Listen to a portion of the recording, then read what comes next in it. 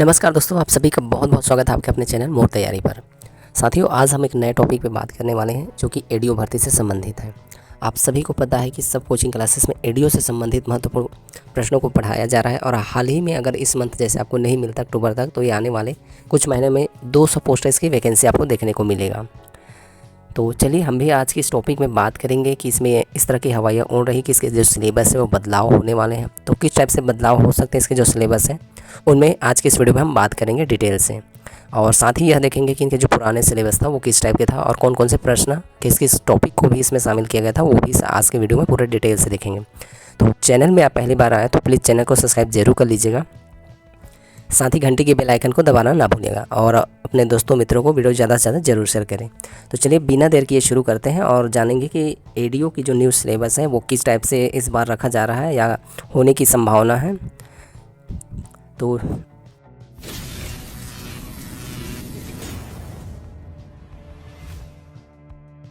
अभी हम यहाँ देख लेते हैं। सबसे पहले इनके जो पुराने सिलेबस थे वो देखने का प्रयास करेंगे और जानेंगे कि कौन कौन से टॉपिक को इसमें शामिल किया।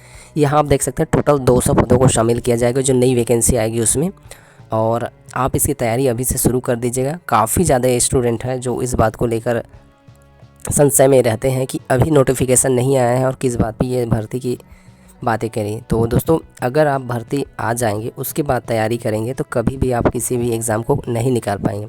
तो आपको जो भी हवाएं उड़ रही है उस हिसाब से आपको तैयारी शुरू कर देनी चाहिए। चलिए अभी हम बात कर लेते हैं इनकी जो सिलेबस है उनके ऊपर। मैं अभी सबसे पहले आपको जो पुराने सिलेबस है उन पे बात करते हैं। तो ये देख सकते हैं ये पाठ्यक्रम है, इनमें टोटल 5 टॉपिक को कंबाइन किया गया था। तो मैं वो 5 टॉपिक पहले आपको दिखा देता हूँ और बता देता हूँ। सबसे पहला था पंचायती राज व्यवस्था। पंचायती राज व्यवस्था में आपको टोटल 30 प्रश्न देखने को मिलेंगे और 30 नंबर का। ठीक है, इनकी जो सिलेबस है वो भी हम थोड़े से आपको जो 5 पोर्शन कौन कौन से थे वो मैं पहले। इसके अलावा था ग्रामीण विकास का, इसमें भी आपको टोटल 30 प्रश्न देखने को मिलेगा पुराने सिलेबस के अनुसार से। आजीविका मिशन, आजीविका मिशन में भी आपको 30 प्रश्न टोटल देखने को मिलेगा। इसके अतिरिक्त आपका आ जाता है हिंदी के। हिंदी में भी दोस्तों आपको टोटल 30 नंबर के प्रश्न देखने को मिलता था। इसके अलावा जो अन्य पोर्शन है एक नेक्स्ट टॉपिक है जो कि हमारा सामान्य ज्ञान, इंडिया जीएस और संविधान से रिलेटेड महत्वपूर्ण प्रश्न पूछे जाते थे। साथ ही इसमें करंट अफेयर के भी क्वेश्चन शामिल किए जाते थे। टोटल ये 5 टॉपिक पे निर्भर करता था जो हमारा पिछला सिलेबस था। तो इस बार बातें कही जा रही हैं कि हो सकता है पहला जो सिलेबस था दोस्तों वह उनका पूर्णांक 150 अंकों का था, और इस बार जो सिलेबस आएगा वो हो सकता है आपको 100 नंबर का सिलेबस देखने को मिले। ठीक है, तो इस बार हो सकता है कि बदलाव आपको देखने को मिल जाए। बाकी इनका जो टॉपिक है वो वही रहेगा, बस कुछ पोर्शन को कंबाइन कर दिया जाएगा। अलग अलग टॉपिक जिस टाइप से आप पढ़ रहे हैं उसको एक साथ कंबाइन करके इसका जो है सिलेबस बनाया जाएगा, नवीन जो सिलेबस आएगा उसमें। चलिए तो हम सबसे पहले जो पुराने सिलेबस है वो जानने का प्रयास करते हैं। तो हम सबसे शुरू चलते हैं, हमारे जो मेन टॉपिक है वहाँ पर। ये है हमारा सिलेबस, यहाँ देख लीजिए। ये हमारा सबसे शुरू सिलेबस है पंचायती राज व्यवस्था। तो पुराने सिलेबस में पंचायती राज व्यवस्था को शामिल किया गया था और इसमें आप देख सकते हैं इस टाइप से पूछा जाता था। 4-4 नंबर का आपको टोटल बांट दिया जाता था और एक 6 नंबर का प्रश्न, टोटल 30 नंबर के बांट दिया गया था। बाकी ये अभी ध्यान न दीजिए, अभी हम तो मेन टॉपिक आपको ये बताना चाह रहे हैं कि किस किस टॉपिक को इसमें शामिल किया गया था आपका पढ़ने के लिए। तो वो थोड़ा समझ लीजिए ताकि आपको आगामी जो भी भर्ती परीक्षाएँ एडीओ की उसमें काम आएगा। ये जो टॉपिक है वो केवल मर्ज किया जाएगा फ्रेंड्स, सिलेबस में बदलाव नहीं होगा, सिलेबस वही रहेगा, बस इसके जो टॉपिक है वो कंबाइन कर दिया जाएगा और जो प्रश्न या अंकों की संख्या वो कम ज़्यादा की जाएगी, या कोई भी जैसे बदलाव करते हैं तो ये विभाग द्वारा निर्णय लिया जाएगा, अभी कहा नहीं जा सकता। बाकी इनका जो पोर्शन है टॉपिक है वो यही रहेगा। चलिए मैं आपको समझाने का प्रयास करता हूँ कि पंचायती राज में आपको क्या क्या पढ़ने चाहिए या पढ़ सकते हैं। यहाँ आप देख सकते हैं 73वें संविधान संशोधन और विशेषता, पंचायती राज अधिनियम छत्तीसगढ़ की, त्रिस्तरीय पंचायती राज की संरचना, ग्राम पंचायत के कृत्य, ग्राम सभा। इसके अलावा आप यहाँ देखिए ग्राम पंचायत की स्थायी समिति एवं उसके कृत्य। ये सभी टॉपिक आपको पढ़ने होंगे पंचायती राज व्यवस्था में। इसके अलावा जो शेष है वो भी हम यहाँ देख लेते हैं। इसके अलावा आप देख सकते हैं छत्तीसगढ़ पंचायत उपबंध अनुसूचित क्षेत्रों पर विस्तार नियम 2021। इसमें कोई बदलाव करते हैं इनके नियम एवं शर्तों में तो वो आगामी आपको नया नोटिफिकेशन में देखने को मिलेगा। तो इससे पहले आप ये सारी स्टडी जरूर कर लीजिएगा, ये सब इंपॉर्टेंट है, कहीं भी से क्वेश्चन उठाया जा सकता है। बाकी ये सब आपको पढ़ना बेहद ज़रूरी है। इसके अलावा आपकी है पंचायत सेक्टर की प्रमुख योजनाओं की जानकारी, ये आपको स्टडी करने होंगे, ये पंचायती राज अधिनियम के अंतर्गत। तो ये सब टॉपिक आपको स्टडी करना है। इसके अलावा आपको और कोई टॉपिक इम्पोर्टेंट लगता है तो वो भी आप पढ़ सकते हैं, जैसे राष्ट्रपति राष्ट्रपति की नियुक्ति कहाँ से की जाती है, कौन इसका शपथ लेता है और किसको यह रेजिग्नेशन लेटर देता है, इन सब चीज़ों पे भी आप स्टडी कर सकते हैं। विधानसभा, राज्यसभा, ये सब चीज़ों के बारे में भी आप पढ़ सकते हैं। चलिए अब हम दूसरा पोर्शन देख लेते हैं। हमारा पहला टॉपिक हो गया। अगर एक एक डिटेल से बताऊंगा फ्रेंड्स तो वीडियो बहुत ज़्यादा लंबा हो जाएगा, क्योंकि वैकेंसी अभी रिलीज़ नहीं हुई है तो आप ही बोर हो जाएंगे कि फालतू की बातें कह रहे हैं। तो मैं केवल अभी मेन उद्देश्य यही है कि आप सिलेबस को समझ लीजिए ताकि आप पढ़ना शुरू कर लेंगे। ऐसे में जब भी आप शुरू कर रहे होंगे या फिर अभी तक आपको नोटिफिकेशन नहीं आया तो यही कन्फ्यूज़न होगा कि क्या पढ़ें क्या नहीं पढ़ें। तो इसी विषय में मैं यह जानकारी देने का प्रयास कर रहा हूँ कि आप इस टॉपिक पे अगर तैयारी करना चाह रहे हैं तो किस किस टॉपिक को आपको पढ़ना चाहिए और क्या नया चीज़ हो सकता है। चलिए अब हम देखेंगे ग्रामीण विकास। ग्रामीण विकास की जो सिलेबस है उसमें क्या क्या चीज़ शामिल किया गया था और क्या क्या आपको पढ़ना चाहिए। तो इसमें आप देख सकते हैं ग्रामीण विकास की विभिन्न योजनाएं व उद्देश्य आपको पढ़ने होंगे। इसके अलावा आपको पात्रता मिलने वाली सहायता की जानकारी पढ़नी होगी। नेक्स्ट है सामाजिक अंकेक्षण। सामाजिक अंकेक्षण आपको पढ़ने होंगे। इसके अलावा है ग्रामीण विकास की योजनाओं के क्रियान्वयन में बैंकों की भूमिका। तो ये स्व सहायता समूह और जो भी अन्य संस्थाएं इनकी चलाई जा रही है वो सारी चीज़ इसमें आपको देखने को मिलेगा। इसके अलावा देख सकते हैं सूचना के अधिकार अधिनियम 2005। तो ये क्या होते हैं इनके बारे में आपको डिटेल से पढ़ना होगा कि इस अधिनियम में क्या मांगा जाता है, किस टाइप से ये काम करते हैं, पंचायती राज अधिनियम या ग्रामीण विकास में, वो सारी चीज़ की जानकारी आपको RTI के तहत मिलेगी।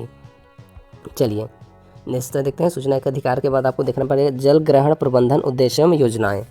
तो ये आपको देखना है। इसमें अभी बहुत सारी नई नई योजनाएं आई जो प्रधानमंत्री नरेंद्र मोदी जी के द्वारा लाए गए, जैसे जल जीवन मिशन। तो ये सब चीज़ों को आपको इसमें स्टडी करना होगा। नेक्स्ट देख सकते हैं यहाँ ग्रामीण विकास की योजनाओं की संक्षिप्त जानकारी। तो ग्रामीण विकास के लिए कौन कौन सी योजनाएं चलाई जाती हैं राज्य सरकार और केंद्र सरकार के द्वारा, ये सब की जानकारी आपको इस विषय में पढ़ना होगा, क्योंकि क्वेश्चन की कमी नहीं होता है दोस्तों व्यापम की ओर से। हाल ही की बहुत सारी चैनल ये बोल देते हैं कि आपको पुराने सिलेबस से क्वेश्चन उठा के देगा, ऐसा नहीं है। पुराने सिलेबस जो है उसको मॉक टेस्ट के रूप में उन्होंने रिवीजन करने चाहिए ताकि आपको पता चल सके कि किस लेवल के प्रश्न पूछे जा रहे हैं। बाकी उनके पास प्रश्न की कमी नहीं है जो पुराने वर्षों के प्रश्न को दोहराते रहे। कुछ कुछ प्रश्न है जो किसी एग्ज़ाम, जैसे अभी महिला बाल विकास में हुआ है तो उनका एग्ज़ाम इसमें दे सकता है, एक प्रश्न को उठा के GS इस टाइप से, हिंदी का GS का इस टाइप से उठा, लेकिन सेम कोर्सेज़ के नहीं, बहुत कम उठाता है। ठीक है, चलिए हम लोग देख लेते हैं। इसके अलावा ग्रामीण विकास की योजनाओं की संक्षिप्त जानकारी के बाद आप देखेंगे ये वाला पोर्शन आपका महात्मा गांधी राष्ट्रीय रोजगार गारंटी योजना, राष्ट्रीय ग्रामीण आजीविका मिशन। तो इस टॉपिक पे आप इसको देखना होगा। नरेगा के बारे में, नरेगा मरेगा जो भी आप ग्रामीण क्षेत्र में जानते हैं तो ये सब इसमें जानता होगा, जबकि आपको पता ही होगा कि मनरेगा के अंतर्गत जो मजदूरी दर था वो बढ़ा दिया गया है। ठीक है फ्रेंड्स, चलिए आगे हम देखेंगे मिशन स्वर्ण जयंती ग्राम स्वरोजगार योजना, इंदिरा गांधी आवास योजना। तो ये सब के बारे में आपको पढ़ना होगा। मिशन स्वर्ण जयंती ग्राम योजना, स्वरोजगार योजना बहुत प्रचलित था कुछ समय, अभी थोड़ा सा इनकी जो प्रचलन है वो कम दिखता है। बाकी आपको स्टडी के रूप में इसको पूरा पढ़ना पड़ेगा। नेक्स्ट देख लेते हैं एकीकृत जल ग्रहण प्रबंधन कार्यक्रम, आम आदमी बीमा योजना एवं प्रधानमंत्री ग्राम सड़क योजना के बारे में, साथ ही मुख्यमंत्री ग्राम सड़क योजना। इन योजनाओं के भी बारे में आपको स्टडी करना होगा कि ये किस टाइप से, कौन से गली को मुख्यमंत्री ग्राम सड़क योजना के माध्यम से बनाया जाता है और कौन से मार्ग को प्रधानमंत्री सड़क योजना में बनाया जाता है, कितनी लागत राशि आती है इसमें, वो सारी चीज़ों इसमें आपको पढ़ना पड़ेगा। ठीक है फ्रेंड्स, तो ये रहा हमारा ग्रामीण विकास का पोर्शन। इसमें ये सारे टॉपिक आपको पढ़ना पड़ेगा। चलिए हम थोड़ा सा और नीचे चलते हैं, वीडियो ताकि कम हो, बहुत लंबा हो जाएगा। आजीविका मिशन, आजीविका मिशन में भी आपको ये सारी चीज़ें पढ़ना पड़ेगा। मैं एक बताऊंगा तो हो सकता है वीडियो बहुत ज़्यादा लंबा हो। ये भारतीय एवं कृषि ग्रामीण अर्थव्यवस्था में उनकी भूमिका, श्वेत क्रांति, हरित क्रांति, कृषि का मशीनीकरण, पशुपालन आदि का ग्रामीण जनजीवन पर प्रभाव अध्ययन में अपेक्षित है। राष्ट्रीय आजीविका मिशन के बारे में आपको पूरा पढ़ना पड़ेगा। बिहान जैसे कि आजीविका प्रदान करने में ग्राम उद्योग की भूमिका क्या होती है, इसके बारे में पढ़ना है। नेक्स्ट है संस्थागत विकास, स्व सहायता समूह के प्रकार, गठन, इनकी सारी प्रक्रिया को आपको इसमें पढ़ना पड़ेगा। इसके अलावा है आजीविका हेतु परियोजना प्रबंधन, सहकारिता एवं बैंक व्यवस्था, ये भी आपको स्टडी करना होगा फ्रेंड्स। इसके अलावा और बहुत सारी चीज़ें वो सब यहाँ देख सकते हैं आप। तो ये मैं PDF बिल्कुल फ्री में आपको हमारे टेलीग्राम चैनल पे दे दूँगा, तो ये आप थोड़ा सा स्टडी जरूर कीजिए। पशुधन उत्पादन प्रबंधन, स्थानीय बाजार, ये सब चीज़ों के बारे में भी आपको आजीविका मिशन के अंतर्गत पढ़ना होगा। साथ ही फ्लैगशिप योजना आप जरूर सुने होंगे, फ्लैगशिप योजना के बारे में अक्सर पूछा जाता है, तो इनके बारे में भी आपको आजीविका के अंतर्गत पढ़ना होगा। ठीक है, ये 3 टॉपिक हो गए। चलिए हम नीचे चलते हैं। और हिंदी में तो आपको कॉमन सी बात पता है कि इसमें किस चीज़ों को शामिल किया जाता है।